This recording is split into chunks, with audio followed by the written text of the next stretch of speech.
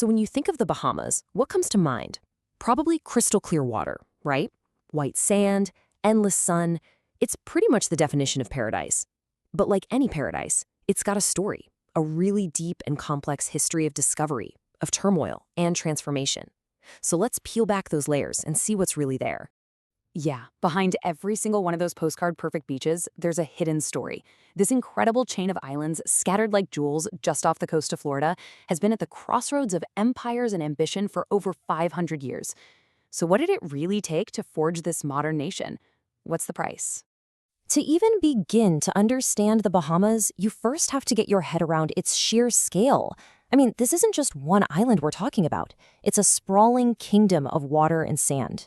Okay, get this. The Commonwealth of the Bahamas is a vast chain of around 700 islands and more than 2,000 little coral reefs, or cays, that stretch way down from the coast of Florida.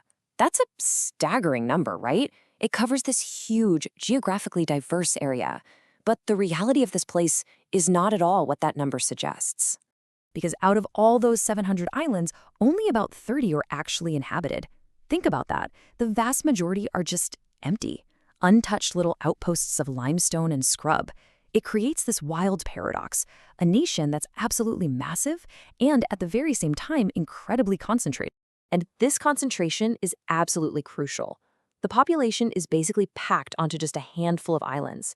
In fact, more than 2/3 of the entire country lives on one tiny island, New Providence, where the capital, Nassau, is. Now just look at its small area and compare that to the massive Andros Island. It's nearly 30 times bigger, but with just a tiny fraction of the people. This one simple fact has shaped everything from their politics to their economy. So this unique geography, hundreds of empty islands and hidden coves, it directly set the stage for the turbulent, chaotic history that would forge the nation. Because for centuries, this was anything but a peaceful tourist destination. The story of the modern Bahamas kicks off where so much in the Americas does, 1492. But Columbus's arrival, well, it was a catastrophe for the native Lucayan people. You see, the Spanish didn't find any gold, so they quickly moved on, but not before enslaving and deporting the entire population. For over a century, the islands just lay empty, a ghost archipelago.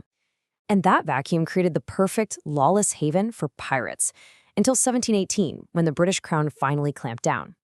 They set up a formal colony and brought in a new wave of settlers, American loyalists fleeing the Revolution, who brought their slaves and their culture and fundamentally reshaped these islands forever. You know, maybe the most shocking part of this is just the sheer speed of the tragedy. An entire people, the Lucayans, who'd lived on these islands for centuries, just gone. Wiped out in a single generation. It's a devastating first chapter in the story of the price of paradise.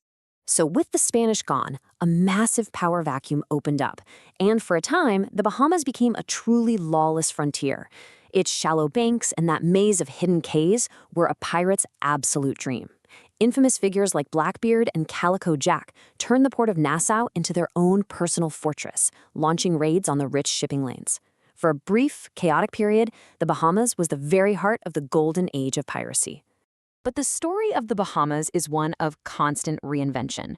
When the age of piracy faded away, new and, sometimes equally illegal economic opportunities took its place. And these new opportunities would pave the way for the country to become a nation in its own right. In the 1920s, a whole new kind of gold rush hit the islands. When the United States passed prohibition, the Bahamas' proximity made it the perfect smuggling hub. Nassau's harbor was just filled with boats running rum to Florida. Money poured in, financing a huge construction boom of hotels and infrastructure that you can actually still see today. But here's the thing about a boom built on a foundation like that.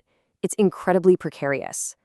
When the U.S. repealed prohibition in 1933, the Bahamian economy collapsed almost overnight. This cycle of boom and bust, so heavily dependent on its powerful American neighbor, would become a recurring theme in the nation's history. The road to the modern Bahamas was really paved by the great events of the 20th century. World War II brought in American military bases, which revived the economy. Then, when the Cuban Revolution closed off Havana, a flood of American tourists was suddenly redirected to Nassau's shores. And all this new money fueled a political awakening. In 1967, the party representing the black majority won power for the very first time. And just 6 years later, on July 10th, 1973, the Bahamas peacefully became a fully independent nation. So, what does this independent nation look like today? Well, its identity is a direct result of every single historical chapter we've just walked through. Economically, the modern nation really rests on two giant pillars. Tourism is the big one, responsible for over 60% of the GDP and employing about half the population. It's kind of like the modern version of serving the needs of wealthy foreigners. And the second pillar is international finance, which has turned the Bahamas into a major offshore banking hub. And the people of the Bahamas today are a living legacy of this exact history. About 85% of the population is of African descent. They're the descendants of slaves brought by the Loyalists or freed by the British Royal Navy back in the 19th century. The white population, well, they largely trace their roots back to those early British and American settlers. Politically, the Bahamas is a stable parliamentary democracy.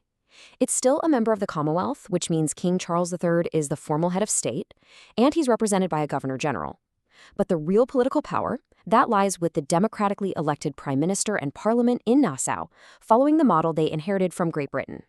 Which brings us right back to our original question. The Bahamas has masterfully used its geography and its history to build a prosperous nation. But as it continues to cater to the world's tourists and financiers, the challenge remains. How do you balance the demands of being a global paradise with preserving the unique culture and identity that was forged over 500 years of struggle and survival? That right there is the price and the promise of paradise.